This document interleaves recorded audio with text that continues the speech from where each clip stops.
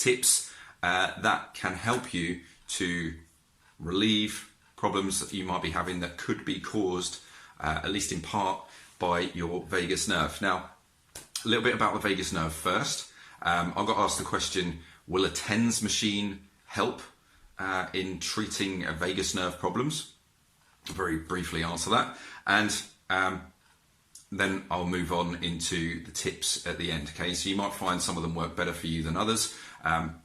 So what is your vagus nerve? Okay, your vagus nerve is a nerve that comes out of your brain stem, okay, a part of your brain at the very top of the spinal cord. Okay, it comes out of your brain, okay, and it's involved in your throat, swallowing, talking, your pharynx and larynx, okay, all up in your throat. Okay, so if you have problems with swallowing, it could be a problem there. It might also be involved a little bit in jaw disorders or problems with the neck. It also then communicates with every organ of your body, so your heart, your lungs, liver, spleen, stomach, small intestine, large intestine, okay, gallbladder, etc. Okay, all of those guys. Okay, pancreas. I think that's pretty much everything. Okay, it communicates with all of it. Okay, it's sending and receiving messages from those parts of your body. So if you have a problem with blood pressure or acid reflux or digestive issues like constipation or IBS, there is a possibility that there is a vagus nerve problem going on there as well. So let's get on to the tips. Okay, so the vagus nerve, it comes out of your head, okay, here. Okay, so about a centimetre or so behind your ear. Hopefully you can see that on both sides. Okay, it then runs down your neck. Okay, parts of it come off into the throat, and then it runs down kind of the centre of your body, deep within your chest, okay, near the spinal cord, okay, and then branches out onto every other part, all the organs that I've talked about. Okay, so that's where it goes. Okay, let's get on with fixing it. Okay, let's get on with fixing it. So, modern life, we often have this kind of thing going on with our neck. Okay, we're looking at screens, maybe our posture's not too good, maybe we're walking down the street with our phone, okay, and we get problems with our neck. Might be tight shoulders, could be a variety of things going on. Okay, so posture is part of this. Okay, so first thing to do, first tip, okay, tip number one, okay, simply rub where the vagus nerve comes out of your skull. Okay, there's a little divot. Okay, again, it's about a centimetre or two behind your ear. You should be able to find it quite easily. So go from your earlobe, go over the first little lump, and then there is another little divot just behind there. Rub there. Okay, it might feel quite sore. Okay, that is a sign that the vagus nerve is a bit triggered. Okay, there's something going on in the vagus nerve. Okay? If that area is sore, potential problem in the vagus nerve. Rub that 30 seconds to a minute, see how your body feels. Okay, should help. That's the number one. Okay, number two, we kind of need to fix this posture a bit more permanently. So that's the kind of posture we're looking for. Nice long neck. Okay, not this, not this.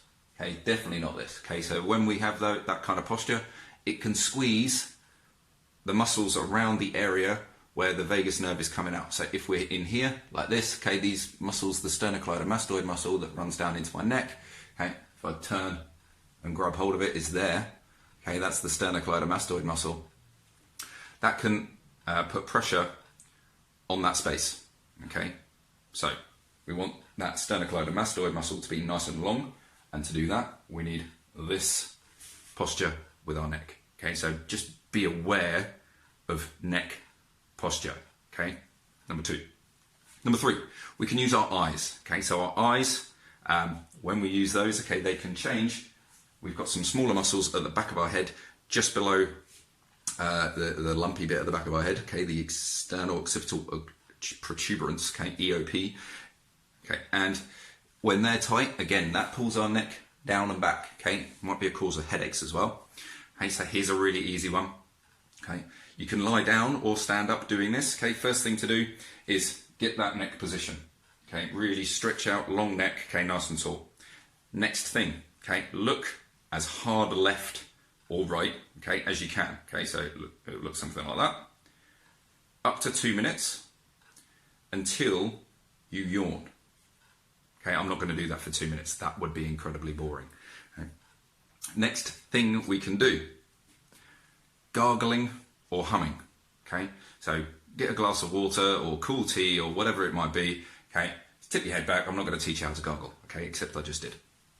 Okay, gargling, because that's going to stimulate the part of the vagus nerve that is involved in swallowing. Neck stretching. Now we can do one of two ways. Okay, we can go left or right with tilting. Okay, I can see that's a bit of a problem right now for me. Okay, so left is a bit of an issue. Okay, so there might be a bit more of an issue for me in my left vagus nerve than my right, or just something else. Okay, so the next thing to do would be tilting. Again, 2 minutes. Okay, just a nice gentle stretch. Okay, you don't need to add anything fancy to this. If you do want to, you can use your eyes as well. So you would also look left. So if my head's tilted left, I'm looking left. If my head's tilted right, I'm also looking right. Okay. The other thing to do, head turn. Again, up to 2 minutes. Almost as far as I can. I'm stretching that sternocleidomastoid muscle there, plus some other muscles in my neck, the scalenes. Okay. And also, if I do this, okay, I can use my eyes as well to look. Again, up to 2 minutes, or a yawn. Okay. I'm starting to feel that yawn coming on now. So, next one. Okay. Breathing. Okay. Breathing connects to our vagus nerve. Okay, so our vagus nerve connects to our lungs. So, consciously breathing will help to stimulate our vagus nerve. Now, there are hundreds of different breathing techniques. My favourite, or one of my favourites at least, is either circular breathing or box breathing. Now, circular breathing is simply picking a set time of, 4 seconds, 5 seconds, 6 seconds, and then once you've hit that 6 seconds, there's no pause, you just immediately breathe out. I tend to do it all through my nose, okay?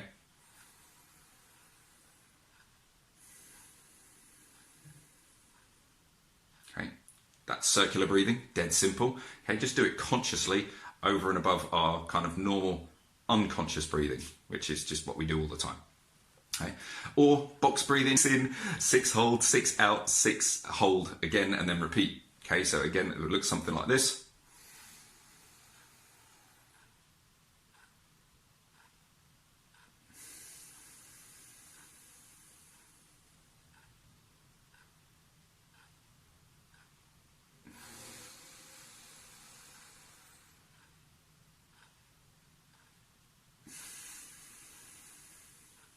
Okay, again, that stimulates the vagus nerve through conscious breathing. Literally hundreds of techniques on breathing. You can do pranayama, you can do whatever you like, okay? Conscious breathing of any type, okay? Again, final one, okay, I think this is number 8, okay? So the vagus nerve, again, communicates in with swallowing. So we can almost trick our brain into swallowing by moving our jaw. So when we chew, that's a natural sign for our body to go, food's coming, it's time to produce saliva and start swallowing.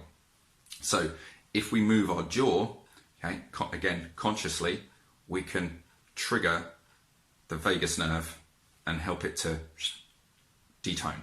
Okay. So jaw glides left and right, it's a skill in itself. Nice and slow, 10, 15 jaw glides. Okay, so it looked like this.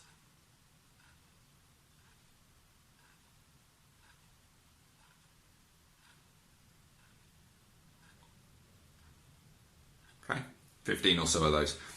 So, 8 tips to help to improve tone in your vagus nerve. That could have an effect on your heart rate, your blood pressure, your breathing, your stress levels, anxiety, digestion, any digestive problems, swallowing issues, breathing problems. Okay, so it's quite far-reaching in terms of what it could help you achieve. My suggestion now is pick 2 or 3 of those 8 and add them into your day as and when you can, a few times a day. Okay? That will help you to de-stress, relax, and perform better. Have a great day. I'll see you soon.